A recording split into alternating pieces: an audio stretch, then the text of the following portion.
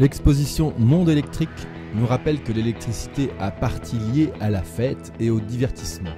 À Chicago, en 1873, Nikola Tesla obtient un grand succès avec le spectacle d'un œuf métallique qui tient debout grâce à un champ magnétique tournant. L'électricité est apparue dans les grandes fêtes populaires qui étaient les grandes expositions universelles et internationales à la fin du 19e siècle.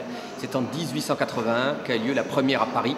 Et ensuite, il y en a eu quantité dans le monde qui ont à la fois mis en scène toutes les découvertes de l'électricité pour le grand public, à commencer par la lumière. C'est en 1900 que le Palais de l'électricité de l'Exposition universelle de Paris devient le clou du spectacle pour 50 millions de visiteurs, soit plus que la population française de l'époque. Dans une architecture d'apparat, c'est une centrale à charbon de 20 000 kW construite spécialement sur le Champ de Mars pour les 7 mois de l'exposition, afin de faire circuler partout la fée électricité. Aujourd'hui, elle sert toujours, elle éclaire tous les films, elle fait fonctionner tous les appareils, mais elle est devenue invisible parce que c'est une servante qui s'est pliée à tous les caprices.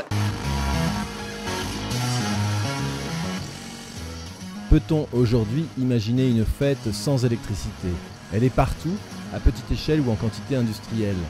Des accessoires de scène comme ces lunettes LED sont alimentés par une petite batterie.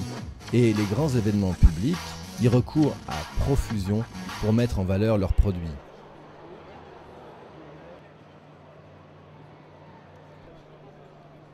Elle permet tous les effets spéciaux et s'appuie désormais sur l'informatique pour créer des ambiances en fonction du temps.